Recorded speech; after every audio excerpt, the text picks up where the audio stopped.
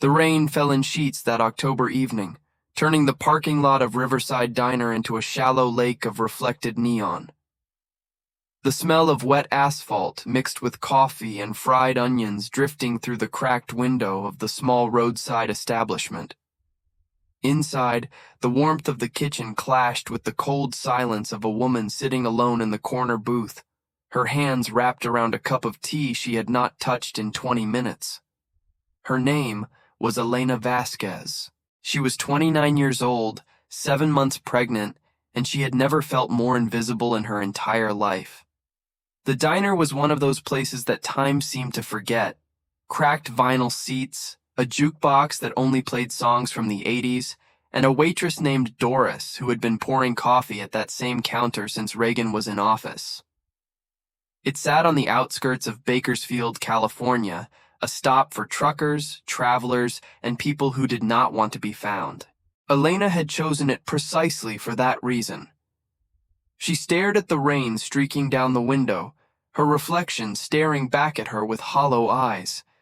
The bruise on her cheekbone had faded to a sickly yellow, but the shame of it burned fresh every time she caught a glimpse of herself. 7 months ago, she had been a different person. She had been Marcus Whitfield's fiancée, the woman who was going to marry into one of Bakersfield's most prominent families.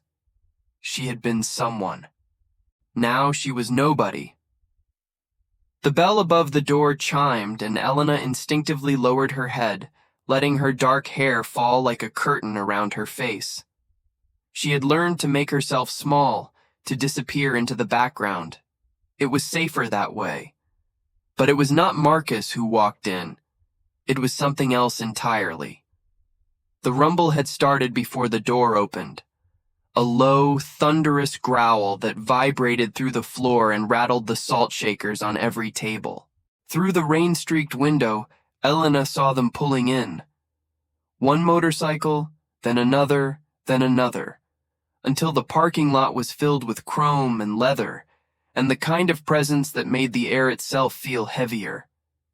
They were bikers. Real ones.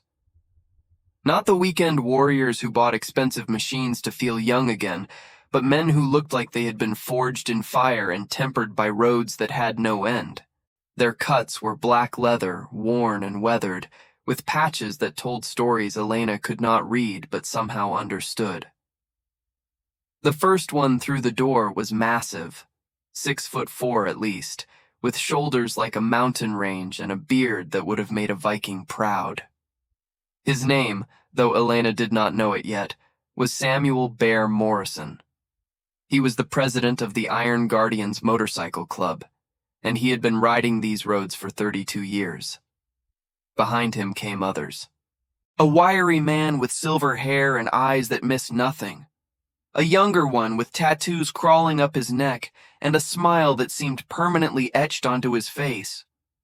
A woman with steel-gray braids and arms that suggested she could arm wrestle any man in the room and win.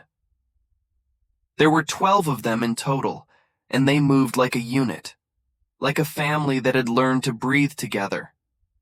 Doris, the waitress, did not even blink. She had seen their kind before. In fact, she had seen these specific bikers before, many times. She grabbed a stack of menus and began pushing tables together without being asked. Elena tried to make herself even smaller.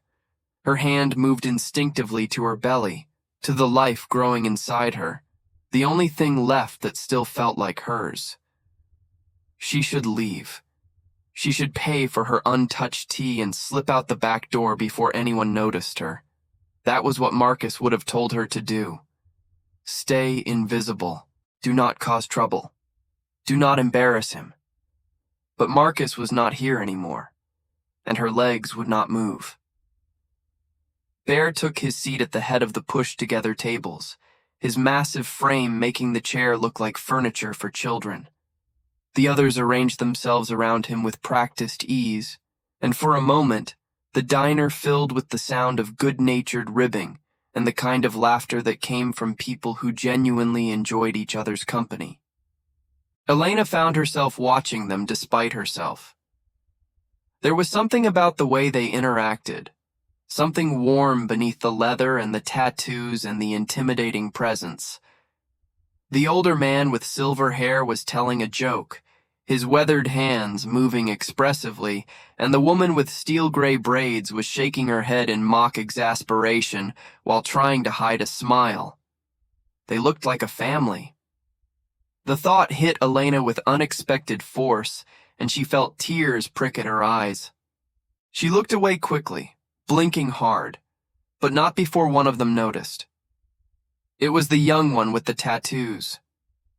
His name was Diego, and he had joined the Iron Guardians 5 years ago, running from a past that had nearly destroyed him. He understood broken things. He recognized the look in Elena's eyes because he had seen it in his own mirror once upon a time. He did not say anything. Not yet. But he watched, and he remembered. The food came. Mountains of it. Burgers and fries and onion rings and plates of pie that Doris had been saving for occasions just like this. The bikers ate with the enthusiasm of people who had been on the road all day, and the conversation flowed as easily as the coffee Doris kept pouring. Elena remained in her corner, forgotten. Or so she thought. It was Bear who finally looked over at her. Really looked. His eyes, blue as a winter sky, took in everything. The faded bruise, the pregnant belly, the cup of cold tea, the way she held herself like she was expecting to be hit at any moment. Something shifted in his expression. Something ancient and protective stirred behind those weathered eyes. He had been a father once, a husband. He had buried his wife to cancer 15 years ago and his son to a war that should have never been fought. He knew what loss looked like. He knew what fear looked like. And he knew what someone in desperate need of help looked like, even when they could not ask for it. "Doris!" he called, his voice a low rumble that somehow carried across the entire diner without seeming to rise in volume. "What's the young lady in the corner having?" Doris glanced at Elena, then back at Bear. "Just tea. Been nursing it for about an hour now." Bear nodded slowly. "Get her whatever she wants. On us." Elena heard him. She looked up, startled, like a deer that had just realized it was not alone in the clearing. Her eyes met Bear's, and for a moment, neither of them moved. "I appreciate it," she said, her voice barely above a whisper, "but I do not need charity." The words came out sharper than she intended, a reflex born from months of being told she was worthless, that she could not do anything right, that she was nothing without Marcus and his money. She flinched at her own tone, expecting anger, expecting the kind of cold displeasure that Marcus would have shown. But Bear just smiled. It was a small smile, barely visible beneath the wild beard, but it reached his eyes. "It is not charity," he said simply. "It is courtesy. Road code says you do not let a woman eat alone in a diner on a night like this, especially not one who looks like she is carrying the weight of the world on her shoulders." Elena did not know what to say to that. She was not used to kindness. Not anymore. Diego was the one who stood up, grabbing his plate and his coffee and walking over to her table without asking permission. He slid into the booth across from her and set his food down with a grin that was somehow both mischievous and gentle. "Mind if I join you? Those guys are great, but they have been telling the same stories for 20 years. I could use some new company." Elena should have said no. Every instinct Marcus had drilled into her screamed that she should say no, that she should not talk to strangers, that she should not trust anyone.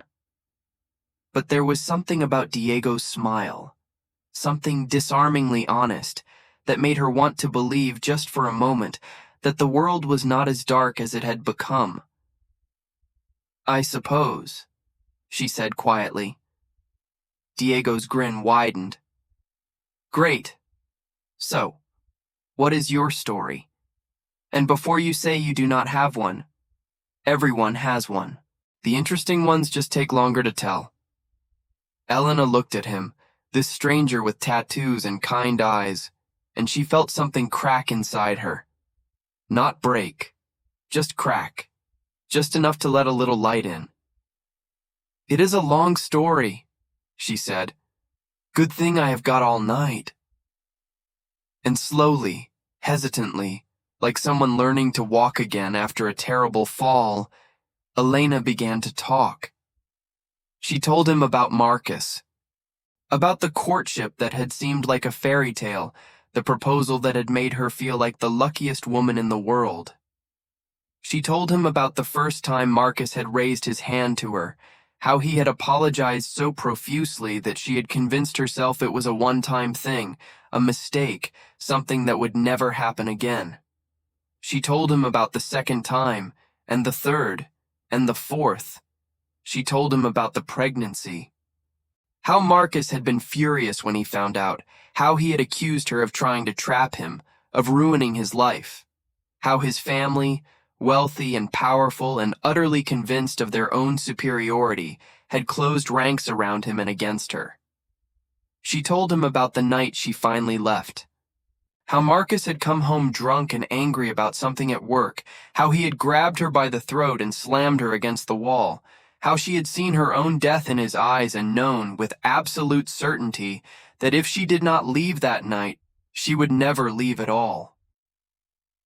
She told him about the restraining order that Marcus's lawyers had somehow gotten thrown out, about the bank accounts that had been frozen because Marcus claimed she had stolen from him, about the friends who had stopped returning her calls because crossing the Whitfield family was not something anyone in Bakersfield wanted to do. She told him about the motel room she had been living in for the past 3 weeks, paying for it with the tips she earned from a waitressing job at a place even more run down than Riverside Diner. About how she lay awake every night, one hand on her belly and one hand on the door, waiting for the moment Marcus would find her. Diego listened. He did not interrupt. He did not offer empty platitudes or suggestions that she should just go to the police as if she had not already tried that. He just listened. And when she was finally done, when the words had dried up and left her feeling hollow and somehow lighter at the same time, he nodded slowly. "That is one hell of a story," he said quietly. Elena laughed, but there was no humor in it. "That is one way to put it." Diego was silent for a long moment. Then he turned his head and looked at Bear, who had been watching them from across the diner with those winter blue eyes. Some kind of communication passed between them. Elena did not understand it, could not read it, but she saw Bear nod once, slowly, definitively. Diego turned back to her. "Listen," he said, his voice low and serious in a way it had not been before.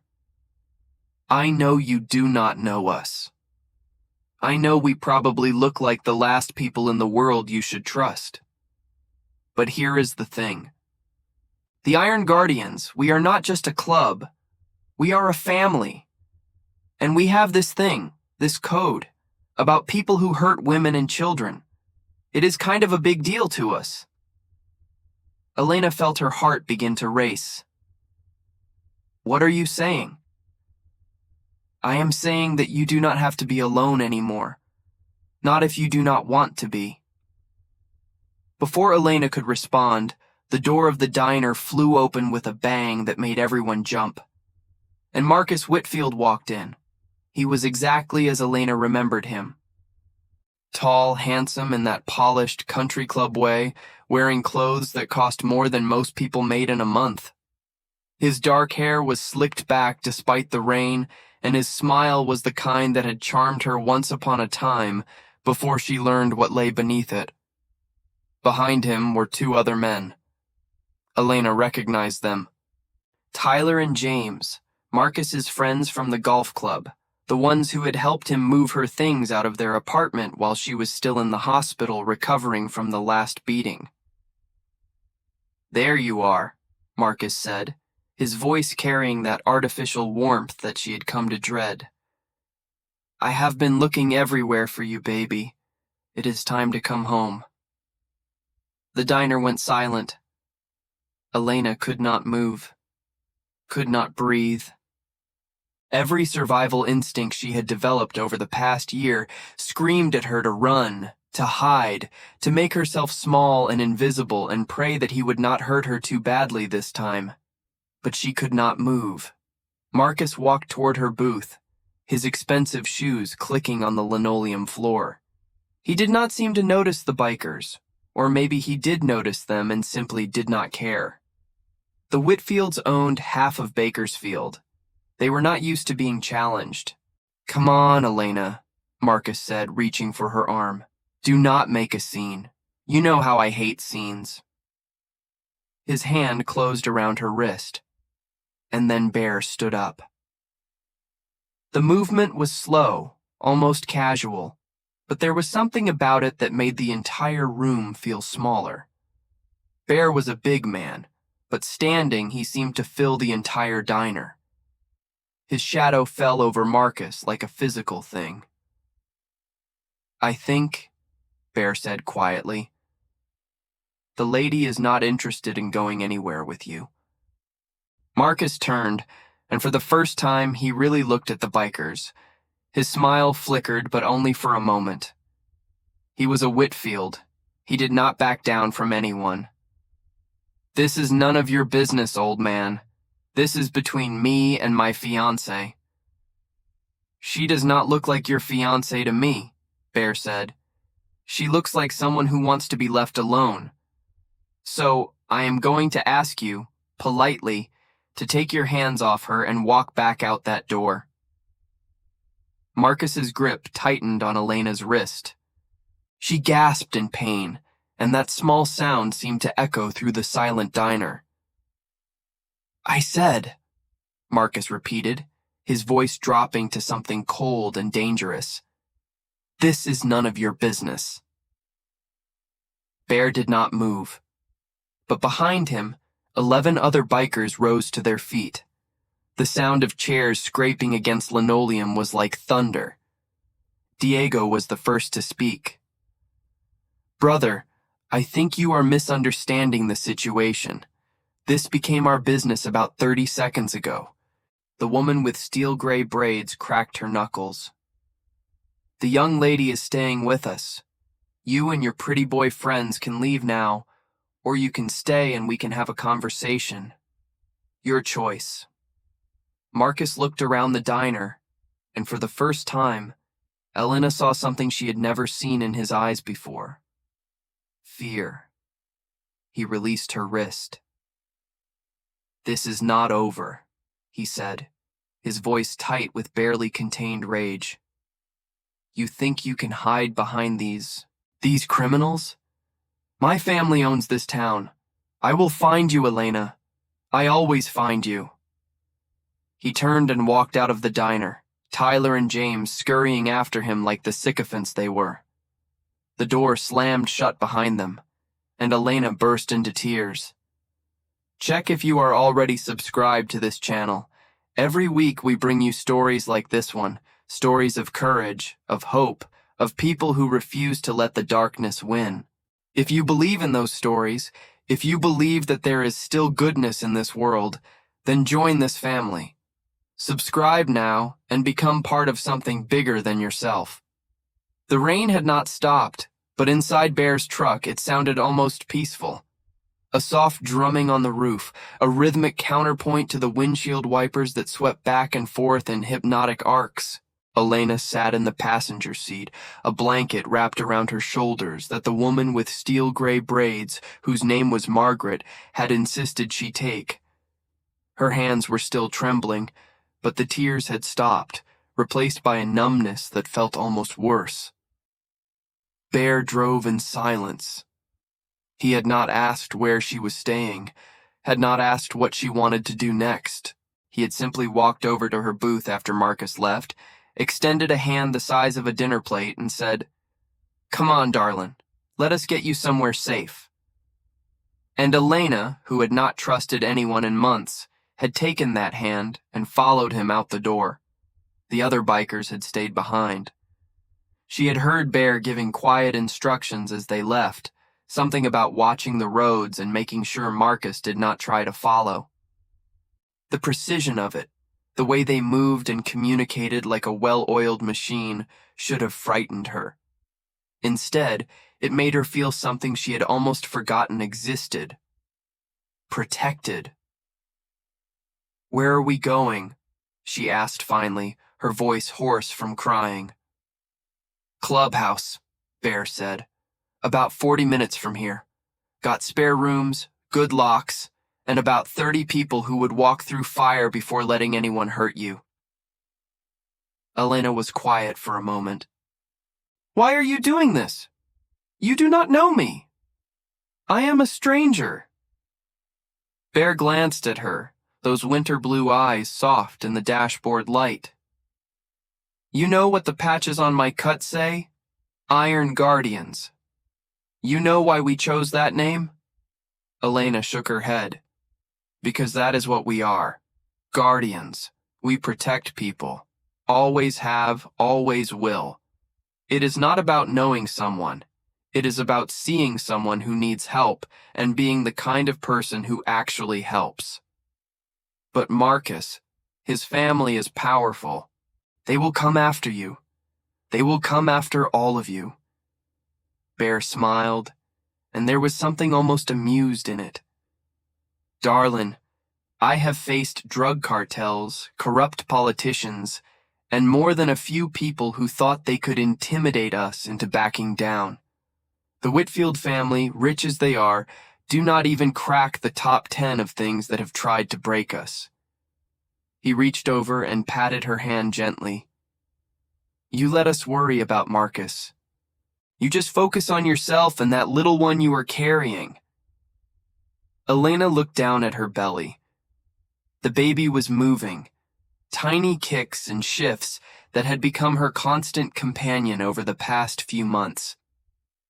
It was the one thing Marcus had not been able to take from her, the one thing that was entirely, completely hers.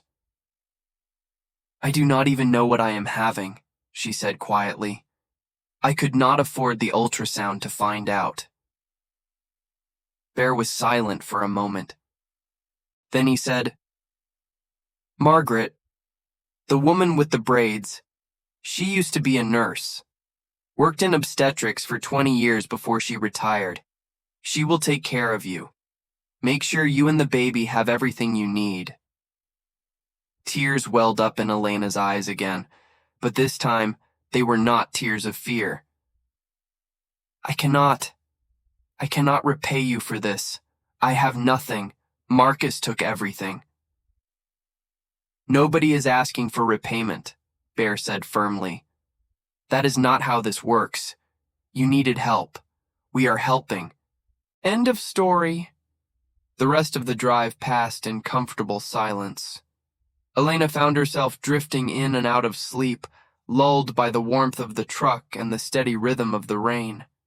When she finally woke up fully, they were pulling off the main road onto a gravel path that wound through thick stands of California oak. The clubhouse emerged from the trees like something out of a different era.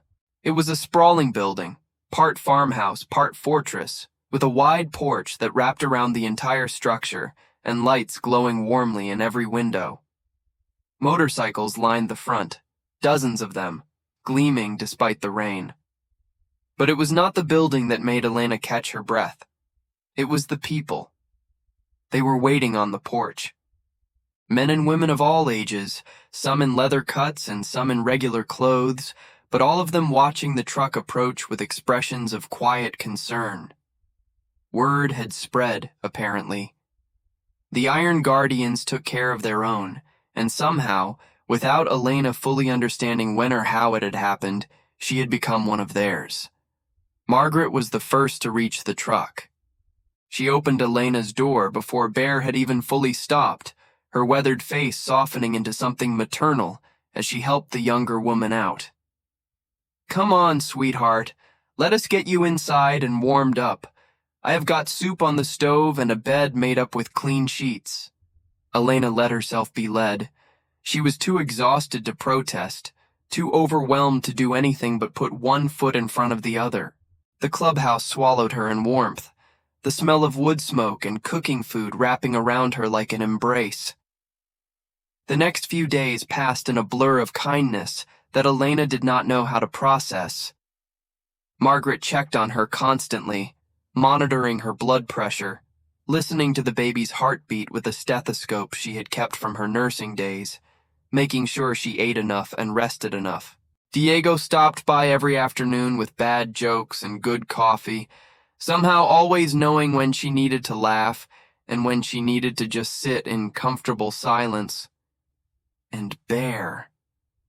Bear was a constant, quiet presence. He did not hover, did not smother her with attention, but somehow he was always there when she needed something. A glass of water appearing at her elbow, an extra blanket at the foot of her bed, a reassuring nod across the room when she caught his eye. For the first time in over a year, Elena began to feel something she had almost forgotten. Safe. But safety, Elena had learned, was never permanent. Not when Marcus Whitfield was involved. It was 10 days after her arrival at the clubhouse when the first sign came. A black SUV parked on the road just beyond the property line, too far away to be trespassing but close enough to send a message. It sat there for hours, windows tinted, engine occasionally running, before finally driving away as the sun began to set. Bear noticed it immediately. Of course he did. Nothing happened on or near Guardian property without Bear knowing about it. "He is testing us," Bear said that evening, gathered with the club's leadership in the main room while Elena sat nearby, her hands clasped protectively over her belly. "Seeing how we react. Seeing if we scare easy." "Do we?" asked a man named Victor, the club's sergeant-at-arms, his scarred face impassive. Bear's smile was thin and cold. "What do you think?" The surveillance continued over the next week. The black SUV appeared at different times, different locations, but always just within sight. Sometimes there were two vehicles. Once, Elena saw Tyler, one of Marcus's friends, actually get out and take photographs of the clubhouse from the public road. It was psychological warfare, and Marcus was good at it. He had spent years learning exactly how to make Elena feel small, how to make her feel like there was no escape, like he would always find her, always control her, always own her. But Marcus had made a critical miscalculation. He had assumed that Elena was still alone. The morning everything changed started like any other. Elena woke to the sound of motorcycles rumbling in the distance, the familiar symphony that had become her lullaby over the past 2 weeks. She showered, dressed in clothes that Margaret had helped her find at a local thrift store, and made her way to the kitchen for breakfast. She was halfway through a plate of scrambled eggs when she heard it. Laughter. Not the warm laughter of the Guardians, but something else. Something cruel and familiar that made her blood turn to ice. She walked to the window on legs that felt like they belonged to someone else. Marcus was standing at the edge of the property, flanked by Tyler and James and 2 other men Elena did not recognize. They were laughing at something, pointing toward the clubhouse, their body language radiating the arrogant confidence of people who had never been told no in their entire lives. And in Marcus's hand was a stack of papers. Bear was already on the porch when Elena reached the door. Margaret tried to hold her back, but Elena shook her head. "No," she said quietly. "I need to see this. I need to face him." She stepped onto the porch just as Marcus noticed her. His smile widened into something predatory. "There she is!" he called out, his voice carrying across the distance. "My beautiful runaway bride." Did you really think you could hide from me forever, Elena? Did you really think these people could protect you? Bear stepped forward, positioning himself between Elena and Marcus. You are on private property, Whitfield. I suggest you leave. Marcus held up the papers in his hand, waving them like a trophy. Actually, I have a court order right here that says otherwise. Seems my family's lawyers are very, very good at their jobs.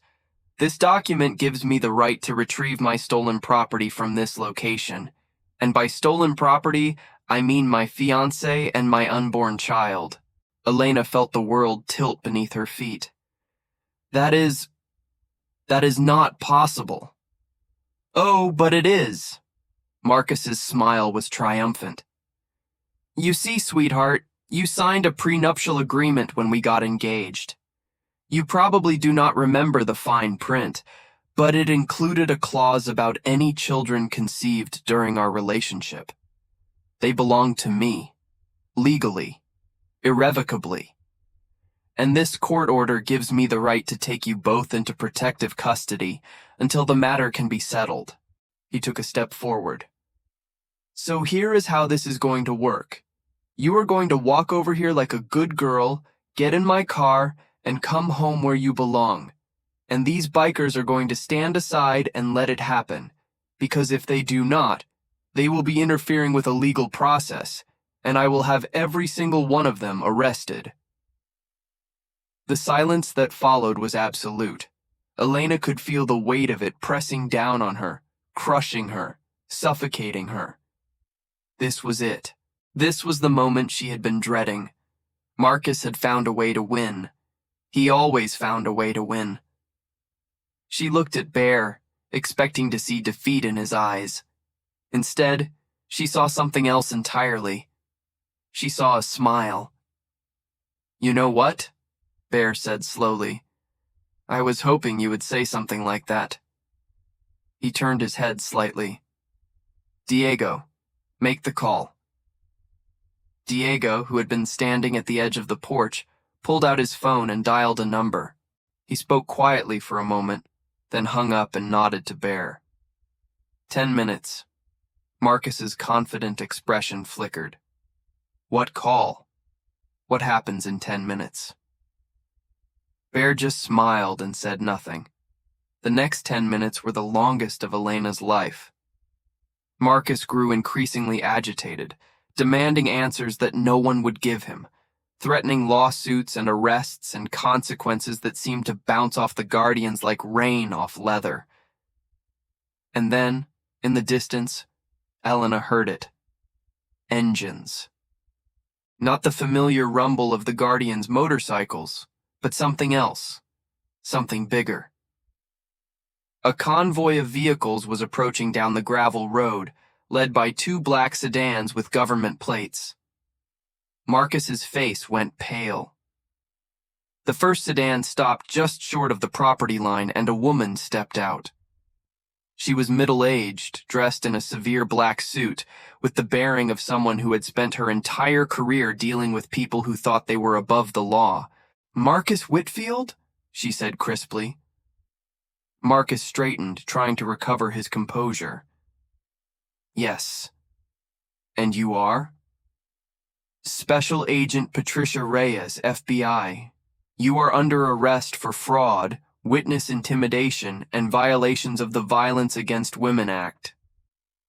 She held up her own stack of papers. And this is a real court order, not the forgery you are holding. It seems your family's lawyers are not quite as good as you thought. For one perfect moment, Marcus's face showed exactly what he was. A coward, a bully, a small, frightened man who had only ever been powerful because he had never faced anyone willing to stand up to him. This is ridiculous, he sputtered. My father will hear about this. You cannot. Actually, Agent Reyes said, your father is currently being arrested as well, along with 3 members of his legal team and the judge who signed that fraudulent custody order. It seems the Whitfield family has been engaging in systematic abuse of the legal system for quite some time. Today, that ends. If this story is touching your heart, if you believe that everyone deserves someone who will stand up for them, leave a comment right now saying, "Everyone deserves a bear in their life." Let us fill the comments with that message. Let us show the world that kindness is still stronger than cruelty. As Agent Reyes's team led Marcus away in handcuffs, his protests growing increasingly desperate and incoherent, Elena stood on the porch of the clubhouse and watched her nightmare finally end. She did not realize she was crying until Margaret pressed a tissue into her hand. "How?" Elena whispered, turning to Bear. "How did you know? How did you do this?" Bear was quiet for a moment, watching the FBI vehicles disappear down the road. Then he turned to her, and his winter blue eyes were soft with something that looked almost like pain. "Sit down, darling," he said gently. "There is something I need to tell you." They gathered in the main room of the clubhouse, Elena on the worn leather couch with Margaret on one side and Diego on the other. Bear sat across from her, his massive frame somehow looking smaller, more vulnerable than she had ever seen it. 23 years ago, Bear began, his voice rough with old grief, I had a daughter. Her name was Sarah. She was beautiful and smart and had her whole life ahead of her.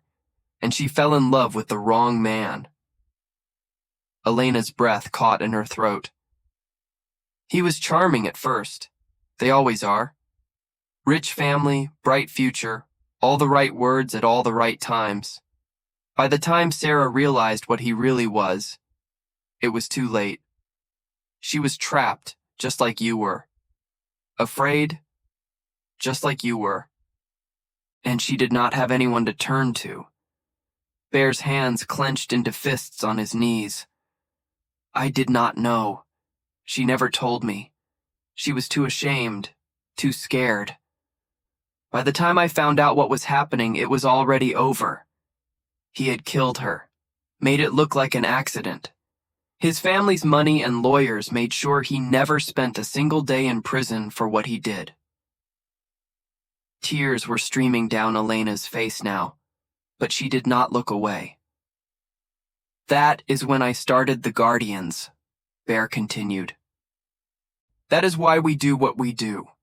We find people like you, people who are trapped in situations they cannot escape on their own, and we help them. We protect them. We make sure that what happened to Sarah never happens to anyone else. He reached into his pocket and pulled out a worn photograph. A young woman with Bear's eyes and a smile that could light up a room. The night you walked into that diner, I saw her. I saw my Sarah. And I made a promise right then and there that I would not let history repeat itself. Elena took the photograph with trembling hands. She was beautiful. She was everything, Bear said simply.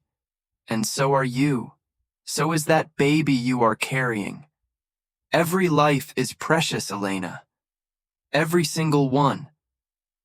And there are people in this world who will fight for you, who will stand beside you, who will walk through fire to keep you safe.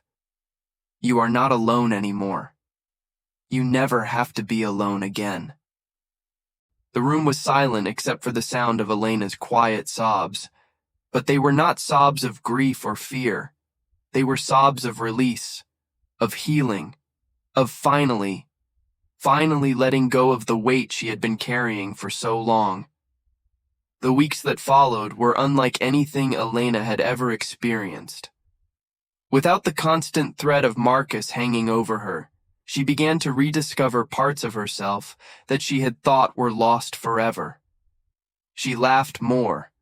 She slept better.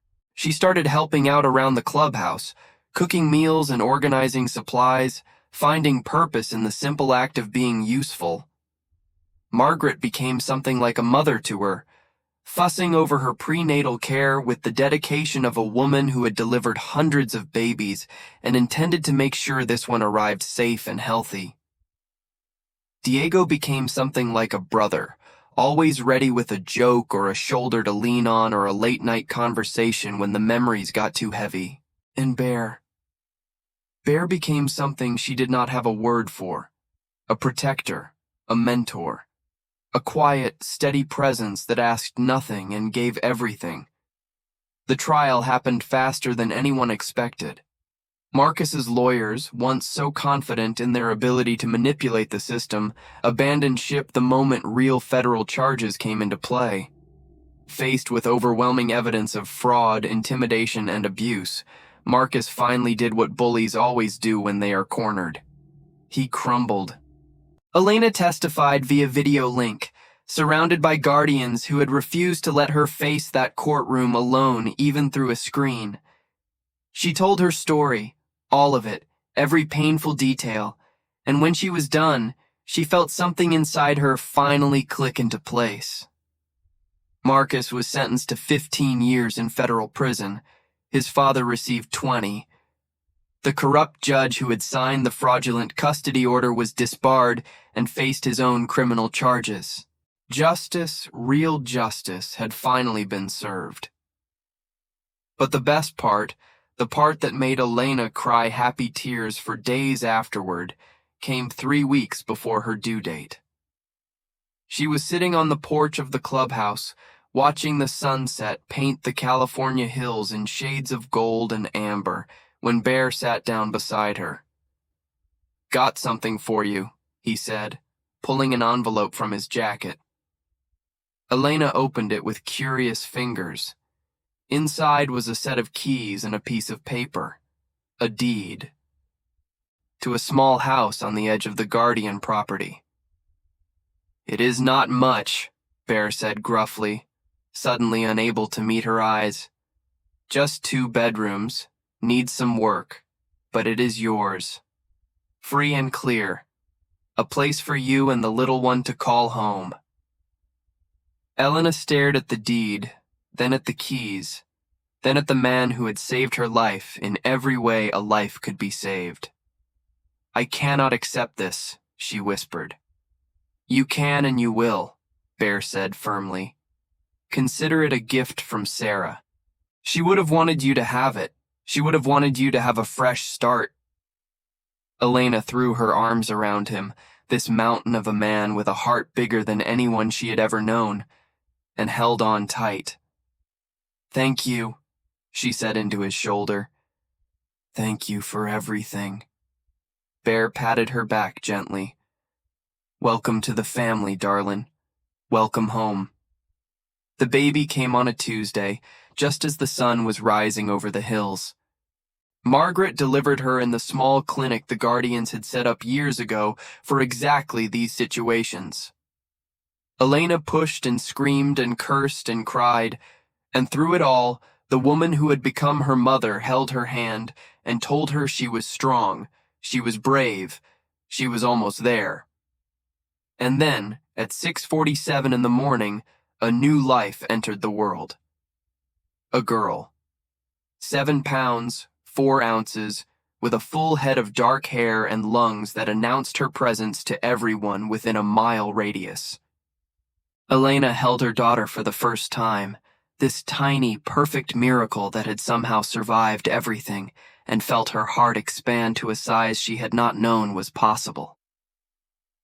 "What are you going to name her?" Margaret asked softly. Elena looked down at her daughter's face, at the little nose and the tiny fingers and the eyes that would not open for hours yet, but that Elena already knew would be beautiful. "Sarah," she said. "Her name is Sarah." Word spread through the clubhouse like wildfire. Within an hour, the room was full of guardians, rough men and tough women who had seen more hardship than most people could imagine, all of them reduced to misty-eyed wonder by a 7-pound baby girl. Bear was the last to enter. He stood in the doorway for a long moment, just looking, his weathered face unreadable. Then Elena held out the baby toward him. "Would you like to hold your granddaughter?" she asked. The word hung in the air. Granddaughter. Not biological, not legal, but real in every way that mattered. Bear crossed the room in 3 strides. He took the baby in his massive arms with a gentleness that seemed impossible for a man his size, cradling her like she was made of glass and starlight. "Sarah," he whispered, his voice breaking on the name. "Hello, little Sarah. Welcome to the world." And standing there watching this man who had lost everything find something new to love, Elena understood something she had never understood before. Family was not about blood. It was not about legal documents or shared DNA or the circumstances of your birth. Family was about choice. It was about showing up for each other day after day, through the good times and the bad. It was about being there when it mattered most. The Iron Guardians had chosen her. They had seen a stranger in trouble, and they had decided, without hesitation, that her fight was their fight. They had stood between her and the darkness, and they had not flinched. That was family. That was love. 1 year later, Elena stood on the porch of her little house, watching Sarah take her first wobbly steps across the grass. Diego was there, ready to catch her if she fell. Margaret was setting out lunch on a picnic table.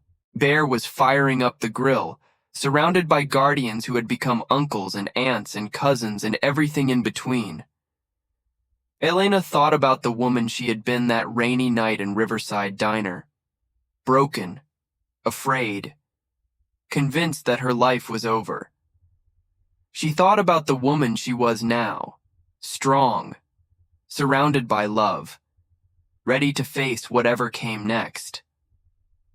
The journey between those 2 women had been long and hard and painful, but it had also been beautiful.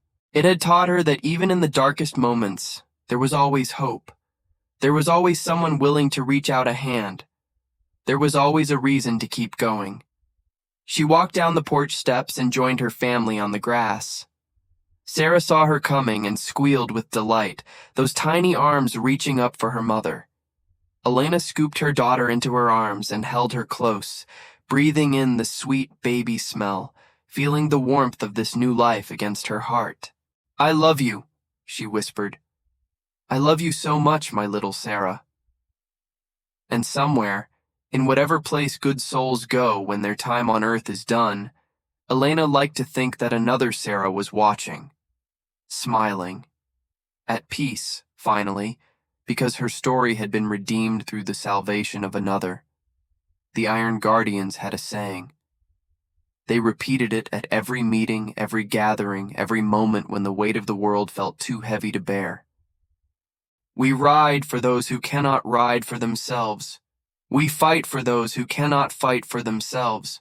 We love for those who have forgotten how to love themselves. We are guardians. We are family. We are forever." Elena had memorized those words. She had tattooed them on her heart. Because they were not just words. They were a promise. And promises, when kept by the right people, can change the world. If you watched until here, it is because this story touched your heart. Leave a comment saying, "I watched until the end, so I can know you, so I can know who really appreciates the stories on this channel." And if you have not subscribed yet, what are you waiting for? Click that subscribe button and join this family. Every week, we bring you stories of courage, of redemption, of people who refuse to let the darkness win. Hit that like button if this story moved you. Share it with someone who needs to hear that they are not alone, that there are still good people in this world, that hope is never truly lost. Because the truth is, we all need a guardian sometimes. We all need someone to stand up for us when we cannot stand up for ourselves. Be that person for someone else. Be the light in someone's darkness. And remember, family is not about blood. Family is about choice. Family is about love. Thank you for watching. Thank you for being part of this community. Thank you for believing that stories still matter. Until next time, ride safe, love hard, and never stop fighting for what is right. We are guardians. We are family. We are forever.